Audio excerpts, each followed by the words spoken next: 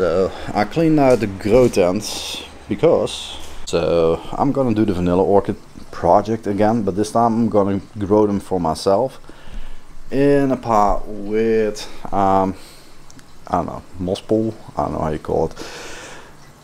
And it's a different variety than the last one, because this one is called pompona, if I have it correct, and they're similar in price and taste and profile, except for the size of the pot, as the Tahitian, apparently. So yeah, let's grow this one first. Also, this thing has some freakishly long roots, which is the weirdest thing in the world, because planifolia will not produce these types of roots. So the next thing I'm going to do is actually remove one leaf from the first node, and the second and third node I'm going to bury also, but those leaves I'm going to leave. By the way, orchid juices actually have yeah, chemical in them, and it can and will cause a reaction, so allergic reaction in the skin, so be very careful. So I'll put all the aerial roots in the pot. I know some people say you shouldn't do that, but they're way too long, so there's no space, and also they're gonna create new ones, and it's gonna have 3 nodes in the soil and everything else is above it. And I put a little bit of green plant tape, or whatever you want to call it, so the vine is actually stuck to the plastics. And within a couple of days I'm actually gonna fill it with bark, because orchids really love tree bark. But now I'm gonna bury the nodes upwards to there, and obviously the long roots, and give it a little bit of water and place it in the grow tent. The last time I grew orchids, they really didn't like tap water. And I live in Holland, so it doesn't contain any fluorine or chlorine or anything like that, but it still didn't like it because there's way too much minerals in it. So demineralized water or reverse osmosis is the way to go. Next thing is the soil. I'm using obviously orchid soil, it's specifically designed for orchids, but when you water it, be very careful on how much water you're using, otherwise you're gonna create root rot, damage to the stems, and actually it's gonna rot below the surface, it's especially when it happens when it's too wet all the time. So let it dry out completely and then water it once every 2, maybe 3 weeks. It depends on the amount of water it actually needs. The grow tent is fully automated. I have a humidifier. I actually have a dehumidifier, but I'm not putting it in here because it doesn't make a lot of sense to me, because the plant actually needs something around 80 to 85% of humidity. So I actually have a filter that's actually gonna put over there, or maybe up there, that's gonna blow in air, but it has a carbon filter and a HEPA filter, which is gonna clean everything in the air, especially bugs and small dust particles and all that, because I really don't like to clean these plants, and I really don't want to have any bacteria and funguses in the grow tent when the plants are actually growing. They're not growing yet because there aren't any roots, so I'm not worried about it, but eventually when they start growing, one of the really annoying things, especially in a very closed environment, is aphids. And yeah, they're gonna break out within an instant, and they're gonna do a lot of damage. And as you can see, I have an abundance of them. But keeping the leaves moist or damp all the time is actually way more beneficial. So once a day, maybe twice a day, you have to spray it down with demineralized water, and even a little bit of an additive in the form of a booster or organic fertilizer or a product that's designed for foliar spray. By the way, do not use fertilizer that contain any type of calcium, because it's actually going to lock out and block out fertilizers. The fertilizer I'm using is fluoroporid. It's not foliar spray, so only use it in the root area. Also, I'm not using fruit fuel because it contains way too much calcium and magnesium. It's not good for orchids. So fluoroporid is specifically designed to target designer plants and orchids, vanilla orchids. But I'm also using a little bit of V2 booster or V booster, and specifically for foliar spray, so you can spray it over the leaves. It's creating a way healthier plant. It makes the absorption of nutrients from the air way efficient. And I'm using a tiny amount. I'm using only half a milliliter of 500 milliliters of water, and I'm using demineralized water, so reverse osmosis water, which doesn't contain any chlorine, fluorine, or any type of bleach or minerals which damaging your plant. So I'm using clean water, I'm using clean ingredients, and I'm using clean minerals. I'm not using any type of polluted fertilizers or tap water with a lot of bleach, chlorine, fluorine, or whatever. The people that actually grow vanillas, so in a nursery or in a really big farm, they're not gonna do it the way I'm doing it. And the reason is it's really freaking expensive, and yeah, that's not really healthy for them because it's not gonna make more profit, it's actually gonna decrease the amount. But because it's a project for me and I actually have to make a video, I'm gonna use everything in my arsenal to make the plants grow a little bit faster and a little bit healthier. And because I'm the owner of NutriGo Solutions, I actually have products, fertilizers and organics that has the capability of growing those plants pretty darn fast. So today I'm going to make some micro adjustments because I placed all the grow lights at the bottom. So at the top there's nothing. And the reason is these plants need a certain amount of PAW or PPFD in order to grow, but they don't need too much because they actually live in the jungles in the shade of the trees. So they don't need a lot of light, but they need enough light that they're gonna grow and develop and all that. And the number I'm looking for right there is around 150. So it's 160, 165, around that number. So 170, yeah, 180. And I can actually fine tweak the system by adjusting the heights of these lights, because when you have two lights that are near each other, they can actually increase the amount of PAW, and yeah, they can create a little bit of a problem. So it's around 144, 140, 145. So that's actually fine in the front. So the next one is obviously the back. Again, because I can actually change the height of the grow lights and twist them and do all that, I can actually increase or decrease the PAW value and therefore get an optimum number.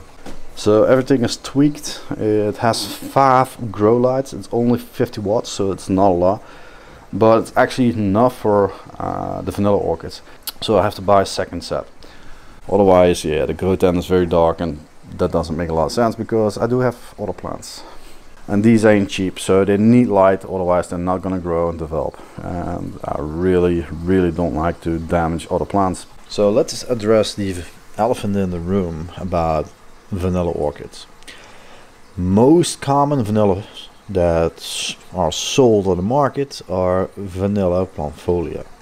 We need to talk about the elephant in the room, about influencers that are making or are making videos about vanilla orchids. There are so many varieties, but the most of the influencers or people that have nurseries or make videos about vanillas, even in Hawaii, Tahiti, Mexico and all them, are talking about vanilla planifolia. But when you look at the vanilla plants that they actually have in the trees in Hawaii, Tahiti, whatever place, they all have those really thick stems and have massive leaves. Guess what? Which species doesn't produce that? Vanilla planifolia.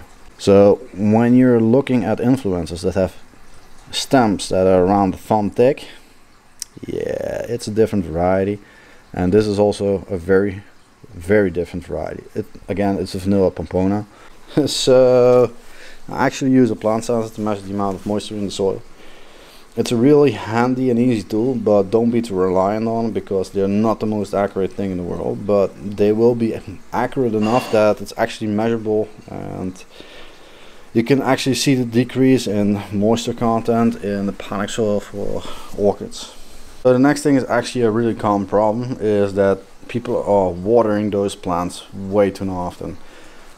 When you're not living in a place where the soil dries out within a couple of days, like Mexico or places in Madagascar or Tunisia or whatever, there's no need for watering those types of plants every freaking day.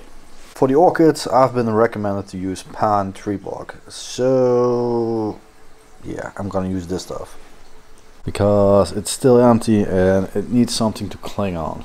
And before people are gonna freak out because I'm using palm bark, these plants actually cling to trees, and trees contain or actually have an outside bark, so I'm gonna use tree bark.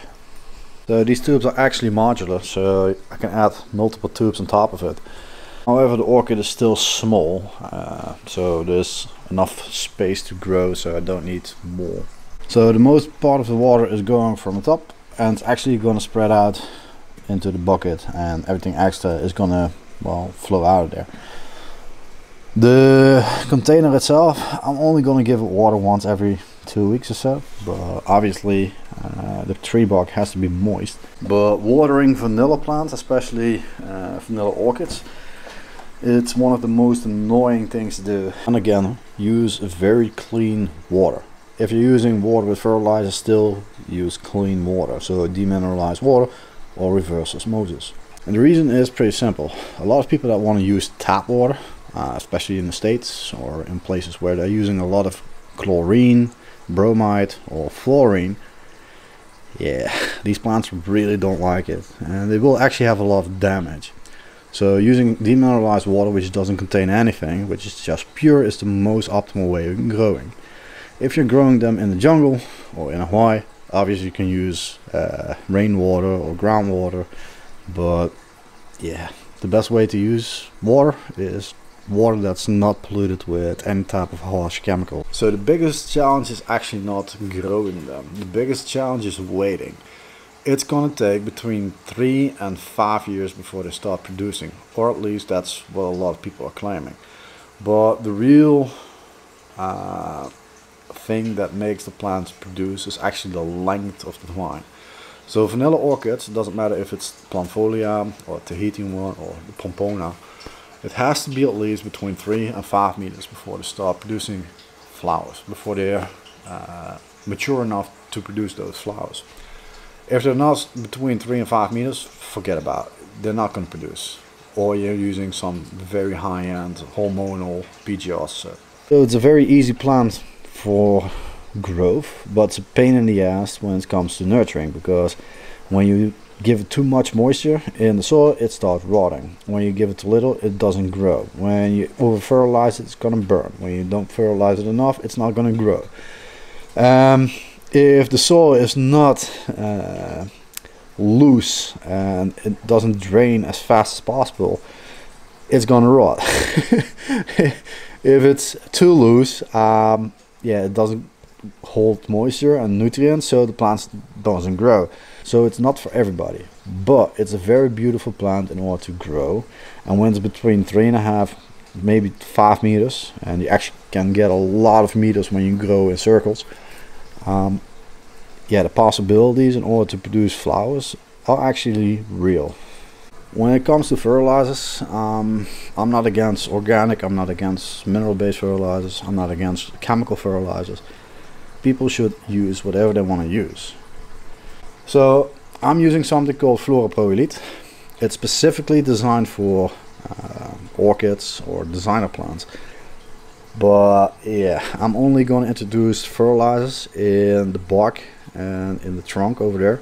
I'm not going to spray it on the leaves. The only thing I'm going to spray on the leaves is actually a V2 booster, because I've seen it so many times that people are watching my videos using different types of fertilizers and making the mistake that their fertilizer is actually something that they can use being sprayed on the leaves.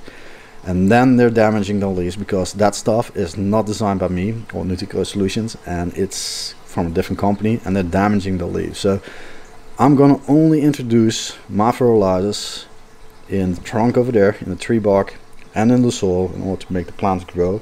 And everything that's organic, like a booster, that I'm gonna spray on the leaves.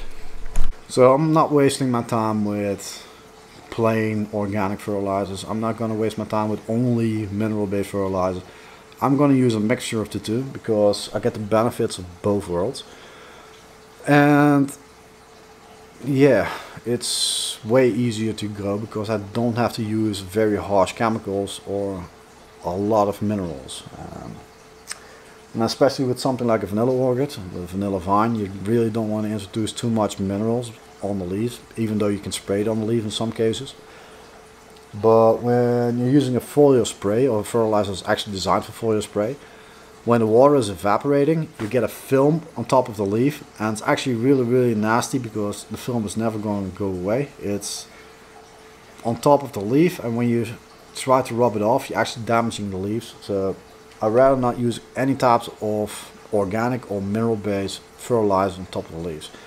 Only thing I'm using on top of the leaves is actually V-Booster because it doesn't leave any residue. But yeah, I'm not even using water that's from the tap, because here at Holland the water is actually clean. There's no chlorine, fluorine or bromide in it, but it does contain a lot of calcium, magnesium and all that. And guess what? That's also something that's going to build on top of the leaves, and it's not actually making the leaves look beautiful and lush and shiny.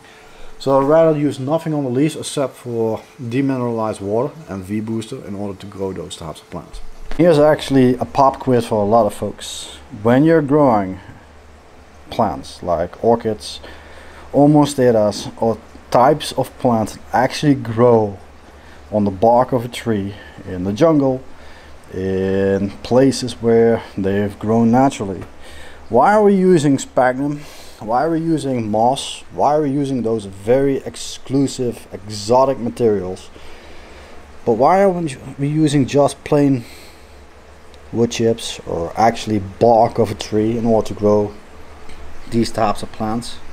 Why are we using 15,000 euros of sphagnum moss in order to fill up these tubes? Because that stuff is really not cheap. But these plants are actually grown in the jungle, grown in a natural habitat on top of against a tree. They're getting the nutrients from the bark, from that tree. Well, and guess what? Tree bark, yeah, it's pretty darn cheap against something like sphagnum. Why are you using sphagnum? Only because it retains a little bit more moisture. It doesn't contain any nutrients.